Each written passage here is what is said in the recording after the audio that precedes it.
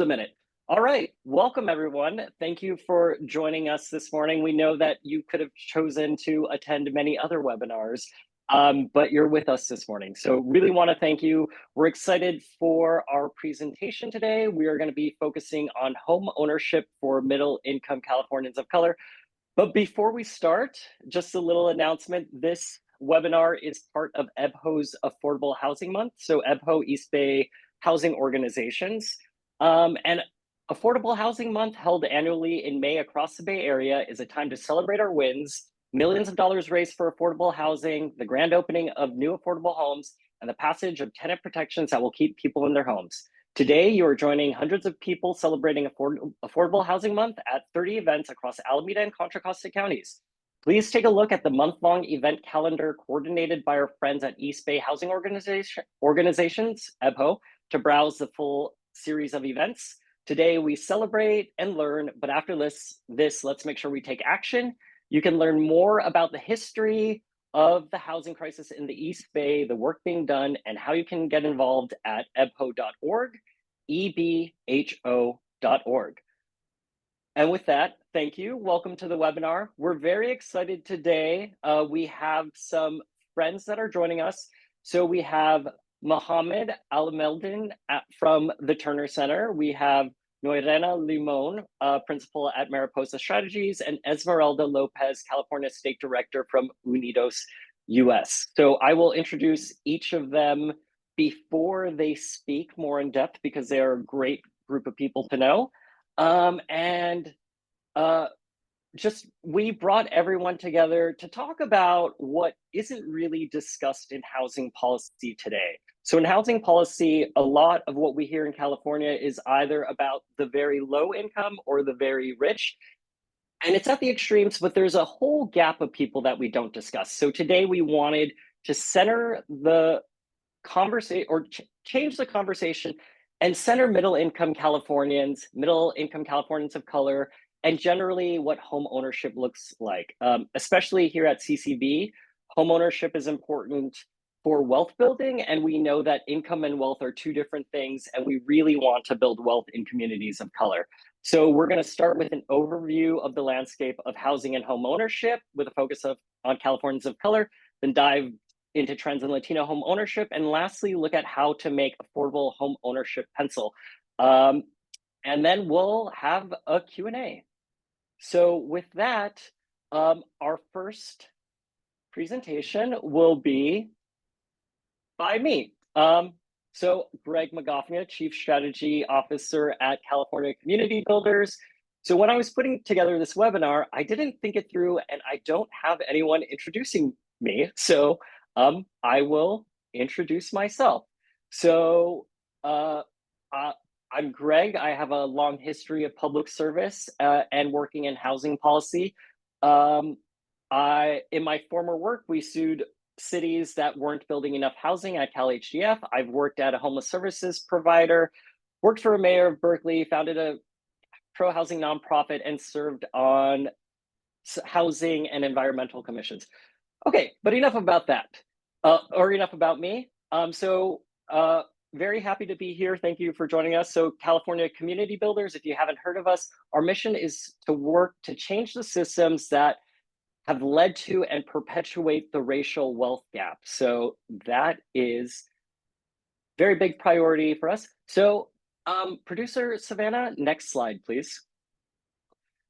So today we are going to present our report on middle income California, titled California's Missing Middle Income California is Large, Diverse, and Left Out of the Housing Conversation. And why we wanted to do this report is just thinking that the current narrative, as I just mentioned, isn't very helpful. The way we talk about housing and policy in California is just at the extremes. So thinking about this, you would think that California is just full of the very rich and the very poor, but there's a middle. Like, I am part of that middle. Personally, I faced housing insecurity living in the Bay Area for the last 20 years of my life. And the housing conversation doesn't include people like me. So a lot of my friends and family aren't low income, but we're not rich. Like, we're just at the line where we do need support, but it's just not part of the conversation. And part of the reason why it's not part of the conversation is there's just no info available. I think there are certain places that have started to talk about middle income people of color, but we just really don't have much information, especially about middle income people of color. So we decided to make a report on it. Next slide.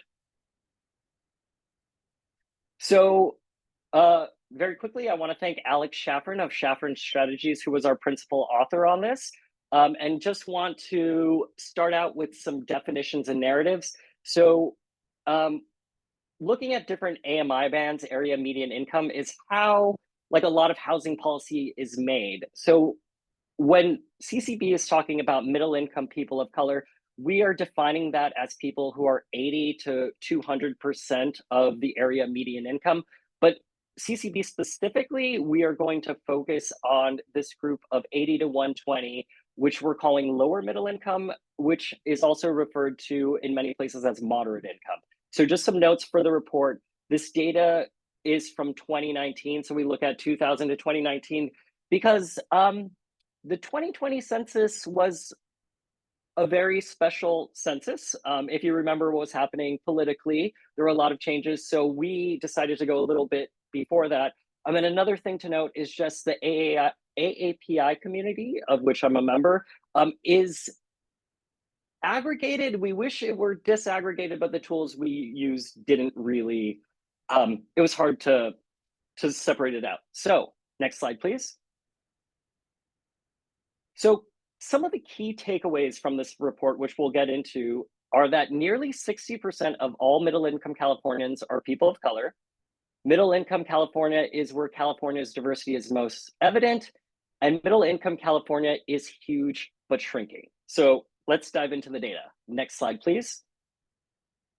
So just to lay it out very simply, in 2019, a different time, the population of California was 39 million people. So if we look at how that breaks down, low income is 46%, middle income is 35%, high income is 19%. And the way that the conversation goes, you would think that California would be split 50-50 between low and high income people, but that's just not the case. 35% of California is middle income, 13.2 million people, and these 13.2 million people have been left out of the conversation. Next slide, please. So diving a little deeper, on the left, we have the population demographic breakdown of California as a whole, and on the right, we have it in for middle income people. And if you look, they are fairly similar. Where while the percentages don't correspond one-to-one, you can see through this chart, looking on the right, that middle income California is nearly 60% people of color. So a very diverse group and a group that deserves some attention. Next slide. So diving deeper into this, we can also see, breaking it down by ethnic group, that middle income California is also pretty consistent across the board with 30 to 40%, a big chunk. And this is important just to talk about how big a population is left out of the conversation. And I think a lot of our policy is from a different time. A lot of our policy started maybe earlier, like in the 1970s, when you could buy a house for 7 raspberries, but the world has changed, and we need to really think about the diversity of the state and who is and isn't included in the conversation. Next slide, please. So a lot of these reports are just data, so we want to just humanize it a little bit before we talk more. So who are middle income Californians of color? We hear a lot about firefighters and teachers, but there are so many more people than that. So this is just an overview of the largest jobs: office and admin support, sales management. But what does this really mean? Next slide, please. So just to humanize it a little bit, we dove into the data a little bit more, looked at the employment, EDD, Employment Development Department, I'm pretending that's what it is, and looked at what it actually means. So not everyone in my family is a teacher or a firefighter, but I talked with some friends, and we looked at some jobs that people in our communities might hold. So looking at a dental assistant and a security guard, if they were together in Los Angeles, their combined income would be 109% of the area median income. In Fresno, 120. So still very much in this lower middle income, 80 to 120% bracket. So, okay, so they're doing fine, right? Well, not exactly. Let's go to the next slide. So what we can see is while middle income California is huge, 13.2 million, it's also shrinking. So the chart on the left, if you look, you can see all middle income has shrunk by 7% from 2000 to 2019. And on the right, you can see a dramatic drop in the 80 to 120% AMI. Next slide. So when we dive deeper, you can see a very stark, just look at this orange bar across the board, 80 to 120% AMI, lower middle income, the population is just dropping. And the reason that this is important is a lot of our policies go up to the 80% AMI line, and they're just, all these people are left out. So let's go to the next slide and think a little bit about what this means. So when we're thinking about housing policy, we need to think that not all people of color are low income. We also need to think about, just generally, this was our first stab at getting the data, but honestly, we don't know enough about middle income people of color. So we did this report just so we could lay everything out so that we could think about what needs to happen. And what needs to happen is we need housing policy, we need policy, especially housing policy, that reflects the diversity of the state. Next slide, please. So CCB is very interested in building wealth, and in the US, the way we build the way we build wealth is through home ownership. So we dove deeper and looked at housing, and it's a little complicated, but some of the key takeaways: number one, home ownership. This point I edited a little bit earlier, but the housing trends are a little complicated. We'll dive into it, but what is clear: number two, housing price growth is far outpacing wage growth, and three, we're not building enough homes affordable to low and middle income households. Next slide, please. So if we look at this slide, this is home ownership by age group over time. If you look on the left, you see 1980, look on the right, 2021. Just the second bar, 35 to 45-year-olds, in 1980, 49% owned homes. 2000, it dropped to 29%, and now it's 23%. I am part of that group. Just, you can see from the left to the right, dropping dramatically. Next slide. So there's also a dramatic decrease in home ownership for lower middle income families, this group that we're talking about. Same as just declines in overall representation in these income bands is a corresponding, not corresponding, like a dramatic drop in home ownership. Next slide, please. So looking over time, we saw the trend from 1980 to 2021, and you can just see this chart speaks for itself. I'll just read what's at the top. California home prices have risen nearly 8 times as much as Californians' income. So it's just very dramatic. Next slide. And what this means is that there is a growing gap between people's incomes and the incomes needed to purchase a median valued home. So on the right, Orange County, Los Angeles, Bay Area, even if you make even if you make what is the moderate income there, you still can't afford a home. So we have to think about this. And part of the reason why this is happening, next slide, is we just aren't building enough housing. So this is the 5th-year RENA cycle. It's an 8-year cycle. California, by some estimates, has a $3 million, not $3 million, so housing prices on my mind, 3 million home shortage. And we just aren't building enough. So next slide. Some of the takeaways, policy approaches that we should think about is prioritizing land use reforms that make it easier for low and middle income BIPOC families to thrive. So we're really thinking about affordable home ownership. So that's point number two, supporting lower cost home ownership. And that's looking at different models. Like not everyone can afford to have a single family home with a big yard. But if we want to build wealth, we want to move people into ownership. And that could look like condos, it could look like co-ops, it could look like land trusts. So just exploring newer ways, small lot homes to encourage home ownership. Being practical, we also need to improve mortgage lending. And lastly, we need to protect renters because if you're not owning a home right now, you're very likely renting. We need to stabilize people. And the next slide. And that is the end. The report goes into way more, but we didn't have enough time. And I set a limit of 7 minutes and I think I went over it. So we will move on. So thank you very much. We will discuss this more a little later. Okay. Since I can't see the audience, I'm just going to pretend we're all having very much fun. So I'm next going to introduce Esmeralda Lopez, who is the California State Director of UnidosUS, and following her will be Norena Limon, Principal at Mariposa Strategy.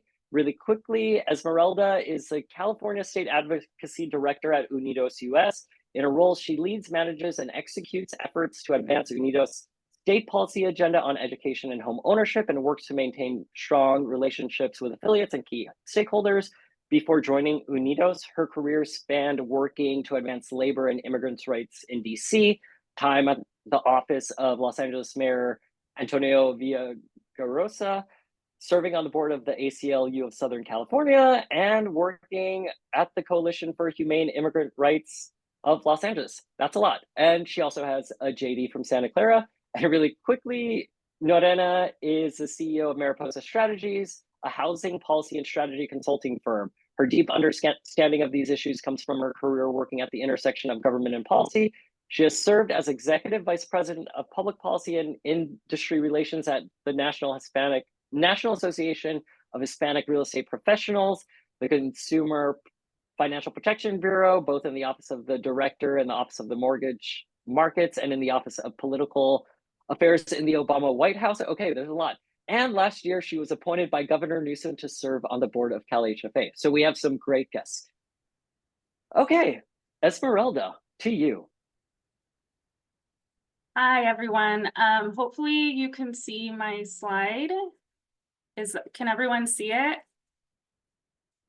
I can't see the screen, so if someone could chime in, everything's good, because I can't see anything when I'm in presentation mode. Sorry, we do not see your screen right now, Esmeralda. We see you. Okay, one moment. Let's see. There we go. And now I have to put it in presentation mode somehow. One moment.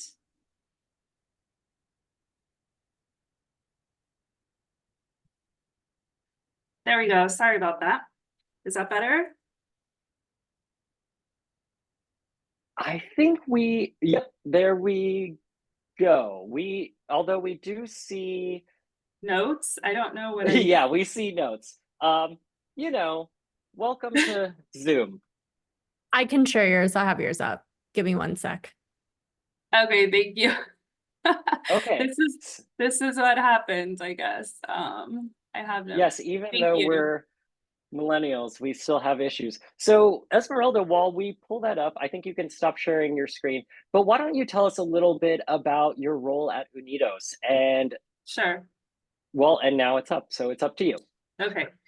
Well, thank you so much, everyone, and sorry about that. I am the California State Director for UnidosUS, and we are the nation's largest Latino civil rights and advocacy organization in the country, and we're headquartered in DC.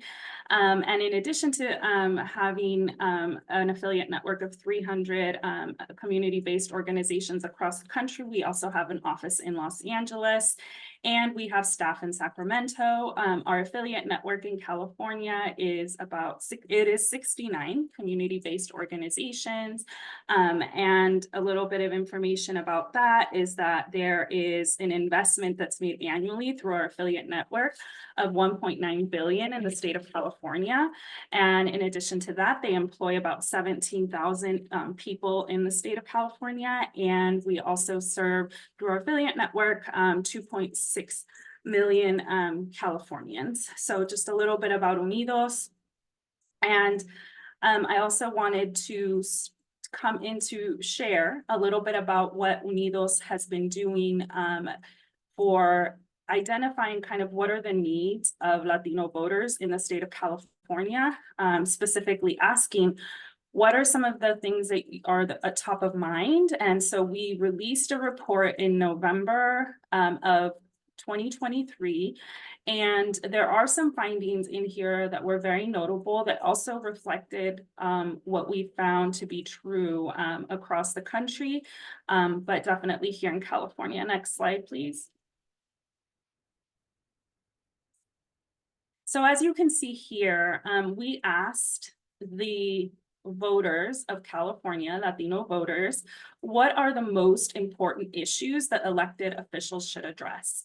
Some of these have been consistent when we've done polling in the past, which is jobs and the economy and healthcare. Those have been pretty consistent in terms of what is important to Latino voters across the country, but also in California.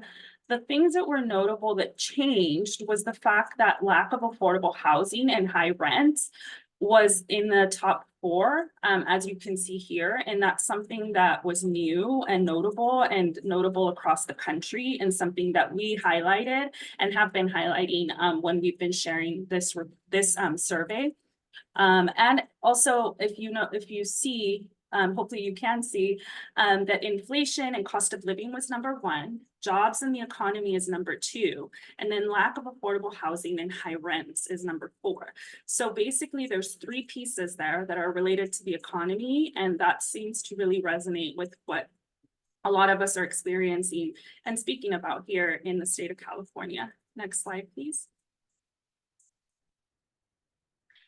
And so when we dug a little deeper in the questions and we asked the voters, so what exactly is it that you were talking about when you said inflation and cost of living, right? Because those can be somewhat vague and kind of, subjective terms. And you'll see here that the cost of buying or renting a place was the top thing that came up as a concern when they were talking about inflation and cost of living. So really, if you think about inflation and cost of living as one of the key concerns or top of mind issues for Latino voters, they were still talking about essentially cost of housing, right? Next slide, please.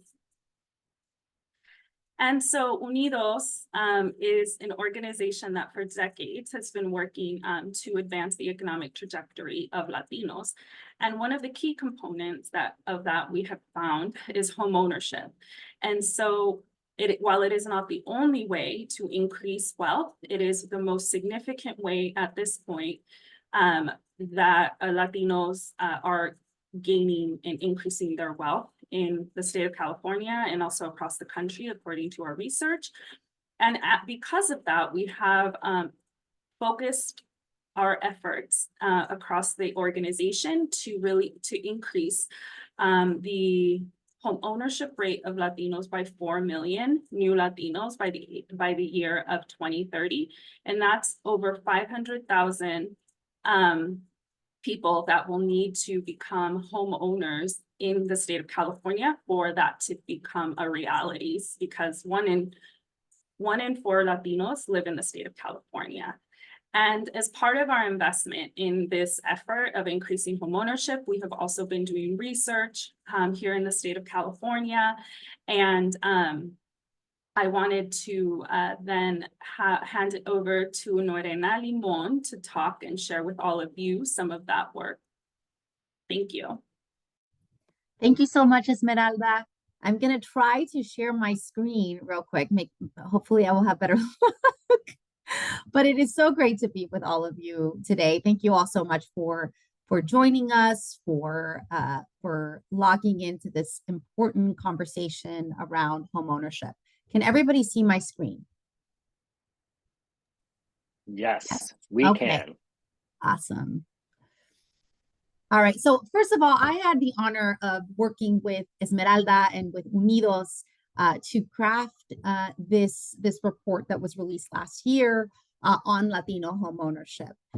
Given the criticality that Latinos play in the state of California, this is really a story about California's homeownership status, or state of California's homeownership. So with that, I'm excited to dive in, and thank you once again to the California Community Builders for hosting us and inviting us to share about our research in this important topic. So Esmeralda talked a little bit about the goal that Unidos has to create 4 million new Latino homeowners by the year 2030. We're almost halfway there. And hopefully, we're doing an analysis right now about where we are and what we need to do in order to get to that number. But as we'll show in this report, California, and as Esmeralda says, California really plays a central role because 1 in every 4 Latino lives in the state of California. So first of all, let's talk about the state of homeownership, or homeownership rate in California as it compares to the rest of the country, and also as it compares to the general population. So first of all, as of 2021, Latinos in California reached a 45.4% homeownership rate. This is nearly 18 percentage points lower than their non-Hispanic white counterparts, which have a 63.6% homeownership rate, and trails the national Latino homeownership rate of 49.4. Also, as of 2021, and as of now, actually, California has the second lowest homeownership rate in the entire country. So this missing middle conversation that we're having, this lack of access to homeownership, really is shortchanging the future of California. Given the role that homeownership plays in property taxes, in stability, in wealth creation, and economic mobility, and health outcomes, educational outcomes, and a bunch of different externalities that are found that homeownership provide foundational elements to.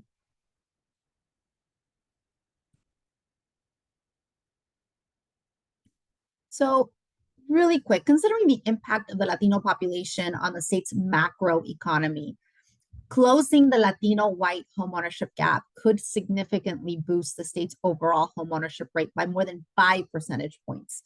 So the graph right here shows 2 scenarios for how homeownership rates in the state could change by 2030. So with no intervention, as shown by the dotted line, the Latino homeownership rate would be 47.6% by 2030, with the overall homeownership rate in California remaining at roughly the same rate that it is today. In the second scenario, displayed by the dashed line, if in 2030 the Latino homeownership rate were to match the current non-Hispanic white homeownership rate, this would increase from 49.4% to 61% by 2030, which is closer to what the national rate is today. So what we've been trying to underscore in this report is if understanding that California has the second lowest homeownership rate in the country, and understanding the power of the population, the demographics of the state, the state really needs Latinos to increase their homeownership rate in order for the state to increase their homeownership rate. And Greg, you spoke a little bit more about that in your presentation to really underscore the weight when we talk about communities of color, the weight that they carry in the future of the state. So first of all, I think it's we think about homeownership and how low it is and how inaccessible it is in the state, especially in critical city centers like the Bay Area and LA and San Diego. But it's important to understand that the growth of homeownership is actually coming from communities of color. So in the aftermath of the Great Recession, Latinos played an outsized role in driving growth for California's real estate market. Between 2013 and 2021, Latino new owner households increased by roughly 301,000, which accounted for 76% of California's overall homeownership growth. And even during the severe affordability challenges between 2018 and 2021, 174,000 Latino new owner households were added to California's economy, while the number of the non-Hispanic white new owner households decreased by almost 100,000. That's just a demographic reality that California must grapple with. Growth is coming from communities of color, particularly from Latinos in California. So let's talk about why. Let's talk about the demographics. So first of all, age is one of the most critical factors in understanding why Latino homeownership is growing despite outsized barriers. So at a median age of 30.2, California's Latinos are just entering into the most important home buying decade. A failure to address homeownership opportunities today creates a devastating slowdown of what could be one of the most pivotal opportunities for Latino wealth creation in California, given that age bracket that the community is in right now. And as the youngest demographic in the state, which is 16.1 years younger than the non-Hispanic white population, Latinos will continue to play a pivotal role in determining the state's current and future homeownership rates. Also, household formation growth. So that means when new households are formed. So someone moves out of their parents' house, someone gets a home, rents an apartment with a roommate, someone starts a family, something like that. That's a new household, so new homes that are created that didn't exist before. This is what determines demand for housing writ large. And since 2010, Latinos have added a total of 673,000 net new households, accounting for 82% of net new household formations in the state. And at the same time, the growth happened while the non-Hispanic white population experienced a net loss of about 414,000 households. And going beyond on the role the demographics play, it's important to understand that there are 3.98 million Latino households in California. So it is also the most populous Latino state in the nation. California is home to 15.6 million Latinos, representing 40% of the state's population, 30% of households, and accounting for 75.6% of California's population growth over the past decade.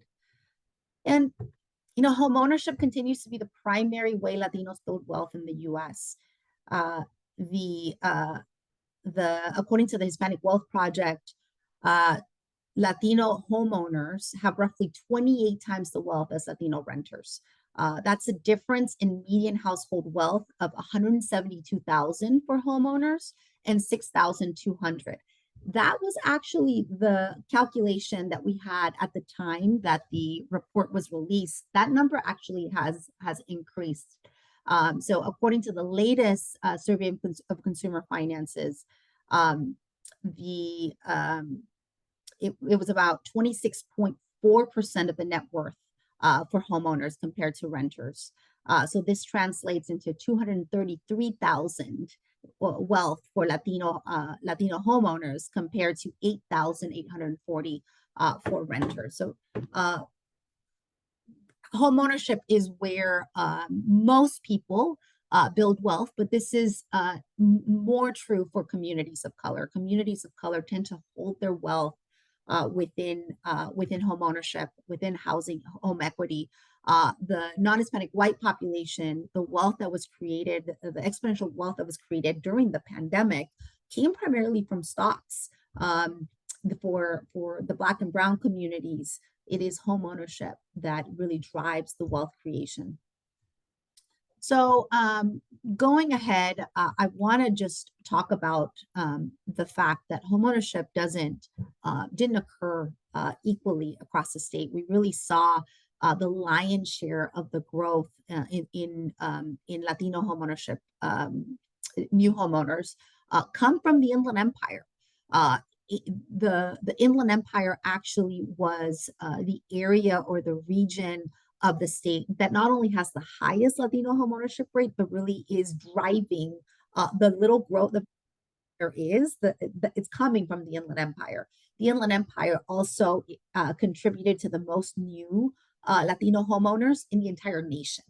So really, the Inland Empire is critical when we talk about where growth is happening. You speak to anybody in the Inland Empire, and people are moving there to become homeowners from LA, from Orange County, from San Diego. And really sustaining that is really important. So with that, I know that I'm over time, but handing it over to Greg. Thank you so much to everyone. Yeah, thank you so much. There's a lot of fascinating information in there. And I know there was a question in the Q&A asking about if we're going to look at other communities of color. So I think for today's presentation, we wanted to work with our partners looking at Latino homeownership, especially as that's the largest demographic in California. But also, I mean, part of it is what we're saying, there isn't a lot of information about middle income homeownership generally. So we just want to start the conversation and to continue the conversation on why we don't see a lot of homes that are being built that are affordable. And the reason that I'm talking about new housing is if you've been following any of the trends, people are not moving out of the existing housing. So a lot of this, you know, we need to look at the part that new housing plays as well as existing housing. So to talk about that, we're bringing in our friend Mohammed Alameldine from the UC Berkeley Terner Center for Housing Innovation. So if you haven't heard of him already or read one of his many articles, Mohammed serves as policy associate at the Terner Center, where he leverages cutting-edge research to shape housing policy across local, state, and federal levels. Throughout his career, he's been instrumental in enacting policy reforms that address systemic racial inequities, expand paid internships, and enhance income distribution strategies. He's also played a pivotal role in legislation to streamline missing middle and affordable housing production, which we'll hear about today, as well as advancing several other housing initiatives. He is an active board member of both the Casita Coalition and the Greenlining Institute, and his expertise and insight have been featured in a variety of publications from The Atlantic to the White House. And he's also a proud Cal Bear. Take it away. Thank you, Greg. Is everyone able to see my screen? Yes, we are. Okay, awesome. Hello, everyone. My name is Mohammed Alameldine. Today, I will be discussing a few papers. We have two papers that were published in previous years. One on the first rung is the hardest, the ladder for homeownership, and also just the landscape assessment for affordability. We also have a paper that just published today, which is affordability for whom, where we create an interactive map where people in California can look at other counties and see if they could afford living there, and it incorporates transportation and childcare costs. Today, I will be sharing this paper, which hasn't been released yet, which is the construction of middle-income housing, and what are some of the barriers there and where is it feasible. So looking over to 2022 landscape of middle-income affordability paper that we had, just to like set the stage, even though my panelists have done such a great job of that already, middle-income households have increased by about 9% in the 2010s, but there's a decline in home ownership, and especially amongst middle-income households, which is leaving space for us to really look at some regulatory changes to promote the production of smaller, multifamily, lower cost housing units. So the Terner Center creates pro formas of a variety of housing projects, which is very difficult information to get because developers do not share their pro formas. And we kind of bundle them together and just create like this Making It Pencil series where we get behind the math to see what pencils, what doesn't when it comes to housing. This paper found that mostly market rate housing does not pencil in today's market environment. And it really analyzes the 5/1 structure, which is the most common type, which is 5 stories of rentals and 1 story of retail. There was a TikTok trend calling these kind of ugly, but they might not exist anymore because they do not pencil. Anyway, so we looked at what would middle income housing projects look like if we could mix market rate and middle income projects, what makes it feasible and what makes it pencil in today's market? And what policies do we need to roll together to make new construction affordable for middle income households? Our definition for middle income is about 100% area median income. Our Terner Terrace, our prototype for this, which we examined in the East Bay, South Bay, and West Side Los Angeles, is 120 units, 24 studios, 61 bedrooms, 36 2-bedrooms. For our initial analysis, we did a 1-for-1 parking ratio, just so we could lower that later to see how much of an impact that would have, right? Because parking reform is a big policy going on. We also scaled down the amount of space for retail, because retail space is, there's a lot of studies about how when retail spaces aren't leased up, they kind of just charge the apartment dwellers upstairs for that empty space. And they're more difficult to build. And this is a 5/1 construction. We looked at what middle income rents would look like. So we're looking at 100% area median income. We're looking at a studio in LA, Los Angeles, and the South Bay. And these market rate kind of covers the studio's cost across the market. It doesn't really necessarily need to be subsidized because they're affordable to people around 80% AMI already. Where we have challenges is where you increase square footage from 1 to 2 bedrooms. And as you can see in the East Bay, we'd have to discount the market price by 20% for 1 bedroom, 26% for a 2-bedroom. And what's really interesting is that in the South Bay, San Jose area, studios and 1-bedrooms are actually newly constructed or affordable around people making 100% AMI. 2 bedrooms are a little bit less affordable, but there has to be this discount to market, which is about 3%. And it's because incomes are so much higher that skews the area median income, basically analysis of that region.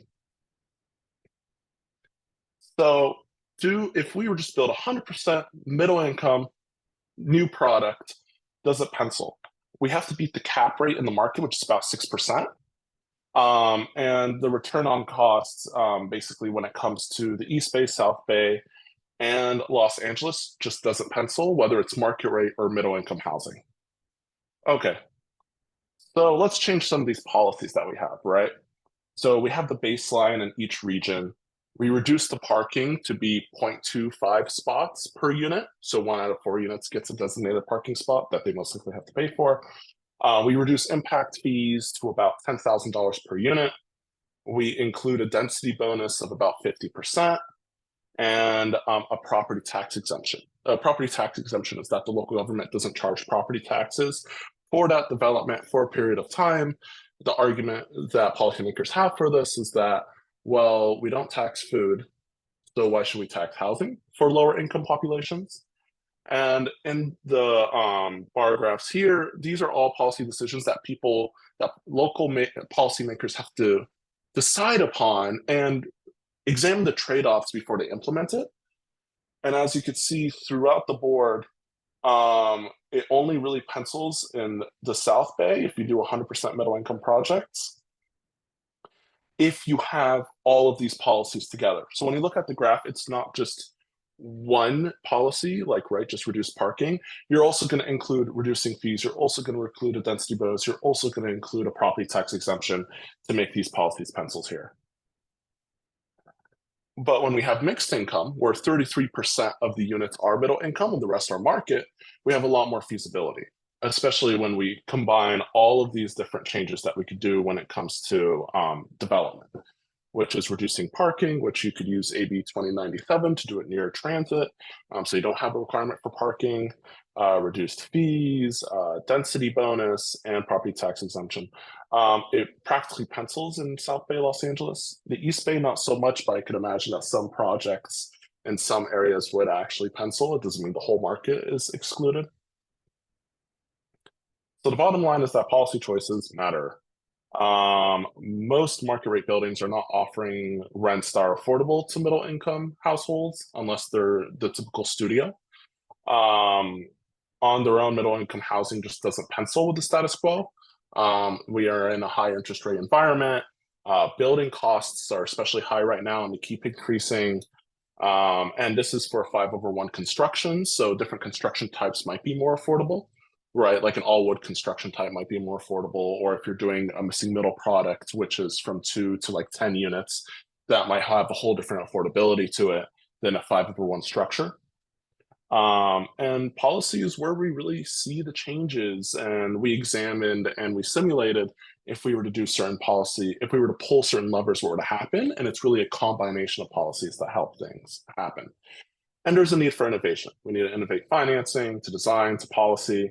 Innovation is how we're going to have more middle income housing projects pencil.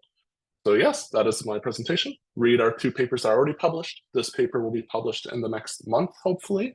And we published a paper today with an interactive map. So then you could see what your affordability, if you're thinking about moving to Los Angeles, where could you really move to and where could you really afford it as a middle income individual? Thank you. Yeah, thank you so much, Mohammed. Yeah, it's there. Today, we're having a conversation just about middle income Californians in general. And I think it's really important that we talk about the development and that currently housing doesn't pencil for middle income Californians, because we just need to start talking about that. And to talk more about certain things, we have a special guest. We didn't want to overwhelm you in our who's attending. So really quickly, just going to introduce our CEO, CCB CEO, Adam Briones, who has a history in real estate, finance, affordable housing, and all the things. So Adam, please help us foster this conversation a little bit more. Thank you, Greg. I'll just say I have a history of hiring amazing people, being you and our colleague Sylvia Aguilar. So first off, thank you so much for leading this great conversation. And thank you so much to our friends and colleagues. And I do truly mean both of those. Norena, Esmeralda, Mohammed, I think the information that you shared is so important and so relevant to the work. And we just feel here at CCB very, very lucky to get to work with you all, knowing that I think everybody here on this Zoom represents different parts of the state. Greg, you and I grew up in the Bay Area. Norena, you're from Southern California. Esmeralda, Sacramento. Mohammed, Central Valley. Bringing together all of these different perspectives and experiences towards what I think is a pretty shared and common goal, which is to build wealth, build security, build opportunity for communities of color. So thank you all again for this. And I will share the one disappointment I have is that, Greg, I did specifically ask you to not be too charming, and you kind of blew it out of the water. So we'll talk about that in your review. But before we keep going with these jokes, maybe we could get to some of the great Q&A folks have been sharing. And I do just want to say an apology to everyone. I don't know that we'll be able to get to everybody's question that was dropped but we are going to do our best to answer. So maybe, Greg, in a very 30-second soundbite, knowing that we have limited time, I'd actually love for you to kick us off. You've alluded to it, but I know that one of the big drivers for you in your life, especially these past couple of years, is thinking about how you're going to own a home. I know that your dad was in the military. You yourself did not grow up, with a millionaire's background. So if you could maybe just share a little bit about your own personal journey and how you're thinking about it and why home ownership is so important to you as a professional. Yeah, that is a very easy question to answer. That's not a big question at all. I think about it personally, I've dedicated my life to public service, and just thinking about the experiences of just my friends and like what we've been going through, as a 40-year-old nonprofit professional who's paid moderately, middle income. I'm middle income. Just homeownership has been out of reach. I've watched the Bay Area change. When I was a kid, the house across the street from Encinal High cost $120,000, and I was like, how am I ever going to afford that? Now I imagine that house is $1.6 million. And just looking at demographics, you know, millennials have gone through a lot. Gen Z, I don't even know what's going to happen with you guys. This is why we're trying to change things. But we're at a home buying age, and a lot of people just can't buy homes. And I think it's absolutely great if you want to rent, but I think we also should think about wealth building opportunities. So this is especially important when we look at historically disinvested communities. Look at who lost their homes during the foreclosure crisis. Think about immigrant families. People are coming to make a better life and they don't have the wealth built up. So I think it's an equity issue. California is a majority minority state, and we really need to look at how to really honestly think about correcting some of the harms from the racial policies of the past. Awesome. No, thanks for that, Greg. And I am always really appreciative when you share your story, because I think it's really powerful to hear from somebody like you, and just knowing that, you know, at the end of the day, we're just trying to get something for communities of color that so many other folks throughout the United States have received over the past century or so. Esmeralda, if I could actually go to you, one of the things I've been so appreciative related to you and your work with us is, you know, you are semi-new to the housing space, or at least you did not spend the entirety of your career working on it. And I feel like the fact that you've picked it up so quickly and really identified the ways in which it is so meaningful to the broader aspect of your work has been really awesome to see. And I think the question I'd love to ask you is, you know, for UnidosUS, as the largest Latino civil rights organization in the United States, I know that obviously your focus is California, but you also have colleagues in Texas, on the East Coast, and everywhere thinking about similar issues. You know, are you seeing things similar to California's unaffordability or lack of home ownership? Are you seeing that pop up anywhere else in the country? And do you think that this is more of a national issue than it used to be? The lack of affordability and not building enough homes is definitely quite universal across the country. I think the level at how unaffordable it is might differ. However, I think that the challenges to building new homes are a little different as well in places like Texas or Florida. Issues with insurance in Florida are a little unique, although becoming more common here, unfortunately. Maybe we have something to learn there. So I do think, though, that those two pieces are definitely pretty consistent across the country. It's just like the level. I wouldn't say every single state, right? But I think that we have seen it in the places where we've looked, where there's a large Latino population, that it's been pretty consistent. But I'll let also, like, Lorena, I know that she unmuted herself and she probably has a little more to say on that too, because she's been helpful also. She's been working with us at the national level as well. So she's quite familiar with our efforts there too. And I also want to say, before I hand it over to her, I couldn't be doing this work. Thank you for the kind words, Adam, without you all. And without everyone pretty much on this call being generous and helping me navigate through this process. And I'm so glad that I found this space, because I really think that it's something that, we can really make a difference in the state. We think you guys are the best. So we always appreciate amazing partners like you. But, as you mentioned, I do want to pivot over to Norena. Norena, slightly different question. Actually, I want to shout out our friend Kara over at the Terner Center for asking this one, because I do think it's a very important question that asks us to think a little bit harder about how we view home ownership and some of our assumptions. So let's see. The question we got is, do we know what causation versus correlation is for wealth creation?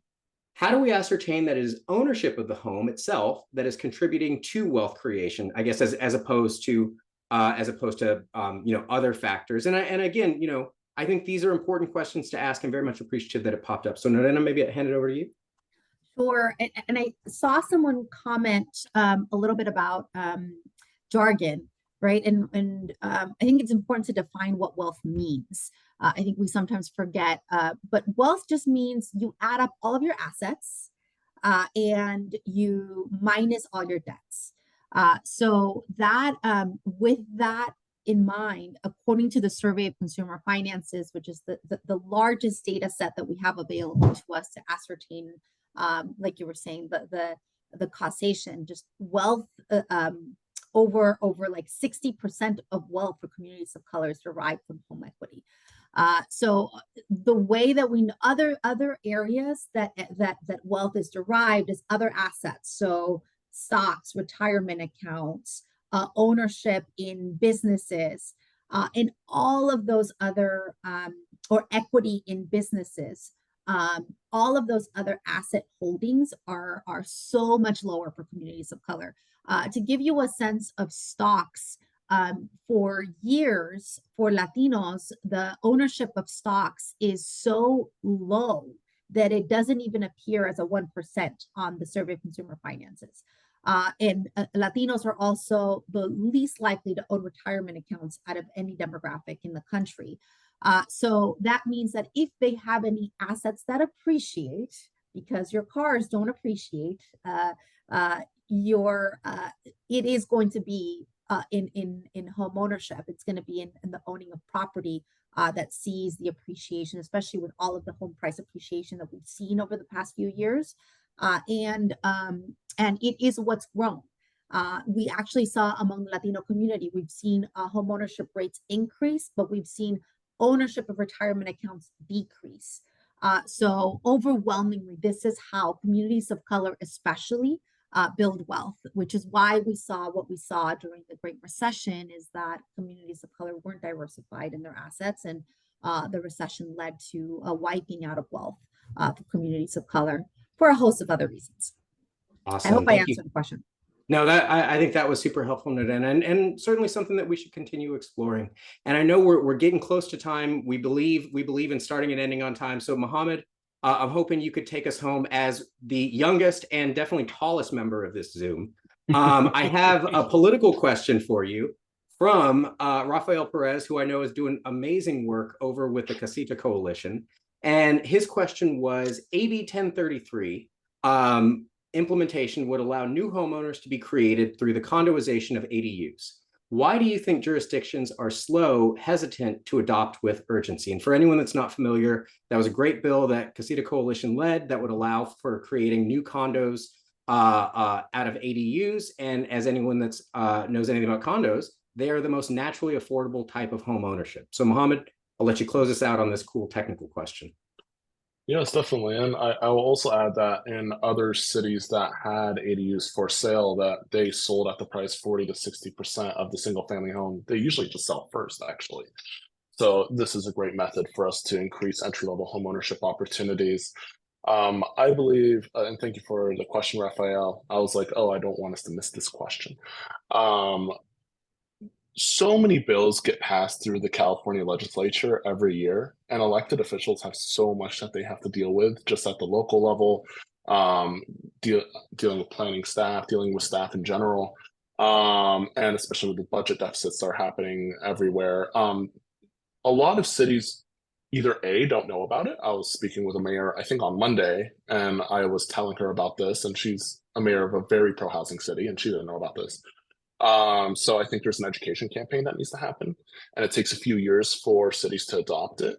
And B, it's just like, what I really see is that like a lot of cities don't want to be the first movers.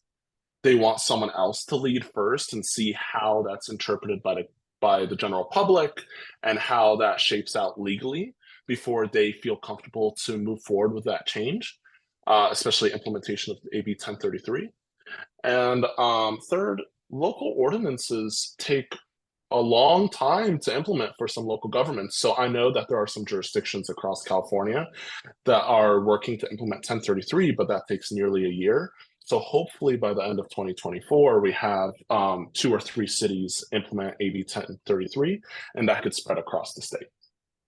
Awesome. Thanks for that, Mohammed. And again, apologies. I think we have way too many good questions to get to let our panelists get back to their day on time. So Greg, maybe we can ask you to close us out. And before I go, I do just want to say thank you again to our panelists and to our amazing facilitator. I think this has been a fantastic discussion. Greg? Yeah, thank you. So thank you everyone for joining us. Once again, part of EBHO Affordable Housing Month. And we hope that this is the beginning of the conversation. Feel free to find us at ccbuilders.org, and you can email us at info@ccbuilders.org. Thank you, panelists, and thank you, guests. Thanks, everybody. And thanks, producer Savannah. Bye, everybody. And producer Savannah. Thank you, Thank you, everyone. for having